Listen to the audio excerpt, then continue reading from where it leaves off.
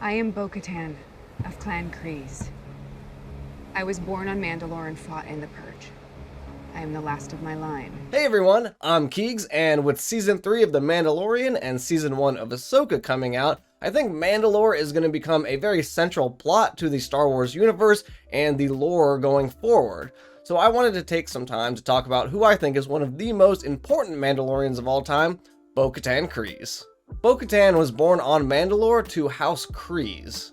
Our first introduction to her was in the Clone Wars animated series, Season 4, Episode 14. Earlier in the Clone Wars animated series, we learned that Satine Kryze rules as the Duchess of Mandalore, and it's not actually until Season 5 that we learn Bo-Katan is her sister. Contrary to Mandalore's long history of warlords and conquerors, Duchess Satine is a pacifist and is taking Mandalore in a new direction of peace. The planet remains neutral in the Clone Wars with an allegiance to neither the Republic nor the Separatists. With great change in culture though, there will always be those who resist, thus the remaining people that argued for the old ways of Mandalore were exiled to the moon Concordia. Years later they were assumed dead, but instead the remaining members actually formed up to create what was called the Death Watch, a terrorist organization who believes that Mandalore should continue tradition to rule with strength and retain their militaristic advantage following whoever it is strong enough to take the Dark Saber by force. To them, war isn't something you defend or conquer, it's a way of life entirely.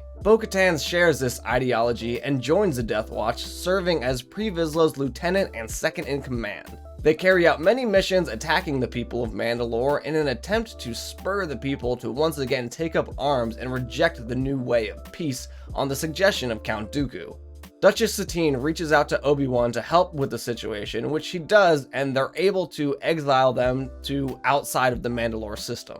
Bo-Katan has earned the respect of members of the group and formed her own task force named the Nite Owls, which becomes an elite unit of Death Watch that she commands. In Bo-Katan's first appearance, Season 4, Episode 14, she encounters Ahsoka Tano, who is taken prisoner, and they attempt to execute her, though she does thankfully escape. Bo-Katan doesn't reveal who she is in this episode, that won't actually be until Season 5, but this was her first introduction into the Star Wars universe. On one mission, Death Watch find Maul and Savage Opress and take them in. Once healed up, they reveal that they are Sith and plan to take out Obi-Wan, to which Death Watch agrees to help them, since they also blame Obi-Wan for their defeat and exile. Bo-Katan, however, warns that the last time they worked with the Sith, it didn't particularly end well for them, but Pre Vizsla overrules her and they continue with a plot to take over Mandalore. Ultimately, they are successful and they end up overthrowing Duchess Satine. Pre Vizsla now rules Mandalore and immediately betrays Maul and Savage and sends them to jail. Bad move though, because they break out and Maul challenges Pre Vizsla to a duel for the throne, where Maul ultimately beheads Vizsla and now becomes the ruler of Mandalore. This is a really important time for Bo-Katan because she has a major decision to make which will alter the course of her life forever. On one hand, she can acknowledge Maul as the new ruler of Mandalore as would be tradition, or she can denounce his right to the throne and likely die for it. She ends up denouncing it, and luckily for her, many of her Nite Owls decide to follow her, and a battle ensues where Bo-Katan is barely able to escape. She ends up rescuing her sister and former ruler Satine, and with the help of her cousin Corky, they decide they need to reach out to the Republic for assistance in taking back Mandalore. As soon as they do that though, Satine is captured by Maul and used to lure Obi-Wan out. Satine gets murdered in front of Obi-Wan and he is captured and subsequently then rescued by Bo-Katan. Bo tells Obi-Wan to inform the Republic of the events of what's transpired on Mandalore, to which he warns that the Republic will invade with that information and that she will be forced to take a side. However, she accepted these conditions, and I think this was a particularly huge development for her character, because her viewpoints by this point have dramatically shifted. She's now willing to work with her sister and, more importantly, work with the Republic, which will likely be seen as treason to many of the traditionalist Mandalorians. But at this point, she'd rather lose her reputation and put the well-being of Mandalore first. Mandalore entered a time of civil war, and at some point Maul left the planet. Bo-Katan and her Nite Owls continued to work though in tracking down Maul, which led them to the planet Obadiah, the homeworld of the Pike Syndicate. Here they discovered Ahsoka was there, and Bo-Katan discussed with her Nite Owl, Urza Wren, and they decided to keep a close eye on her. Eventually, they decided to confront Ahsoka, who was quite alarmed since the last time she met Bo was when she was on Death Watch and had attempted to execute Ahsoka. Bo-Katan, though, was able to give the old enemy of my enemy speech and convince Ahsoka to help her gain the assistance of the Republic, as they had intel that Maul was back on Mandalore. They reached out to Obi-Wan and Anakin and asked for assistance, and when Obi-Wan said he needed to reach out to the Council first, she got angry and asked if Obi-Wan actually loved Satine, to which he replied that he did, but that he couldn't use those feelings to act on impulse and still needed to go to the Council. Surprisingly, the Jedi actually granted the request and split the 501st, with Rex leading half of the army to Mandalore with Bo-Katan and Ahsoka. They were able to take the throne room where Prime Minister Almec was, a puppet of Maul, and tried to interrogate him, but he was assassinated by Gar Saxon.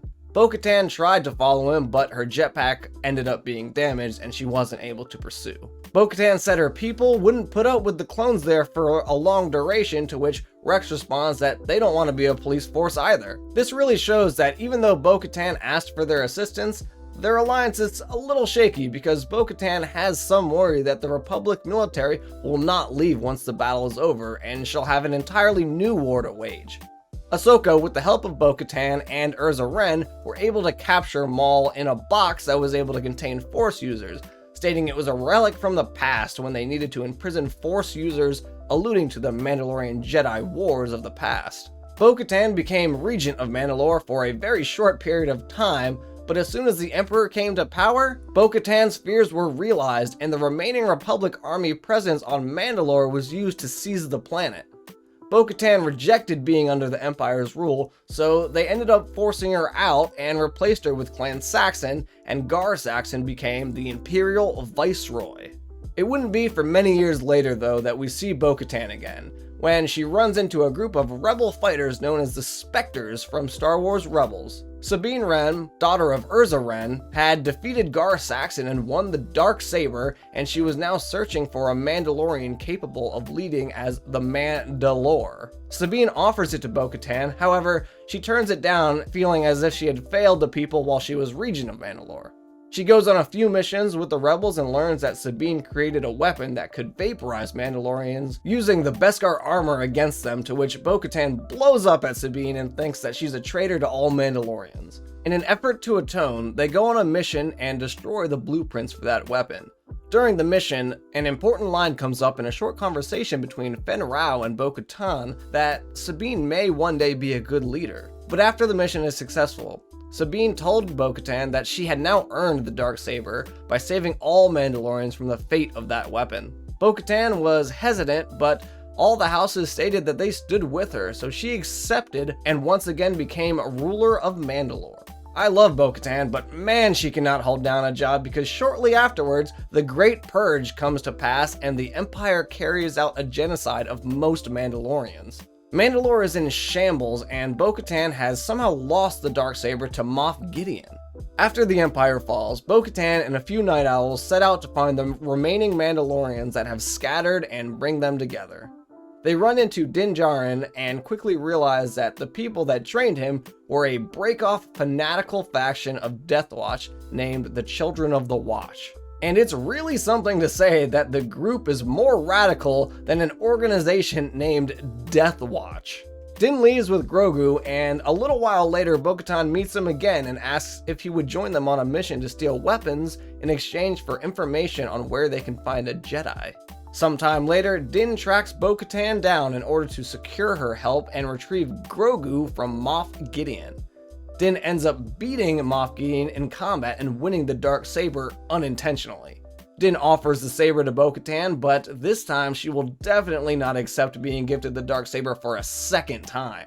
And that pretty much wraps up everything we know about Bo-Katan Kryze up until the events of Season 2 of The Mandalorian.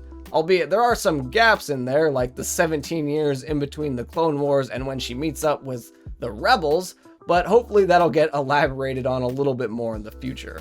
The Ahsoka series has already confirmed a lot of the Rebels cast is going to be in it, such as Sabine, and The Mandalorian is going to Mandalore, so I think there is a very high chance that we will be getting a lot more Bo-Katan coming soon, and we're going to learn even more about her character. In my opinion, she's already lost being ruler of Mandalore twice, so I don't really see them giving her the throne a third time.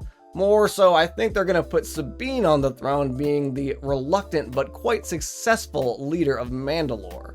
But I hope you enjoyed this and learned something new. I really like the character Bo-Katan, and I'm excited to see where they go with her next. But let me know, what do you think of the character Bo-Katan, and do you want to see more of her? Anyways, I'm Keegs, and I will catch you all later for some more Star Wars content.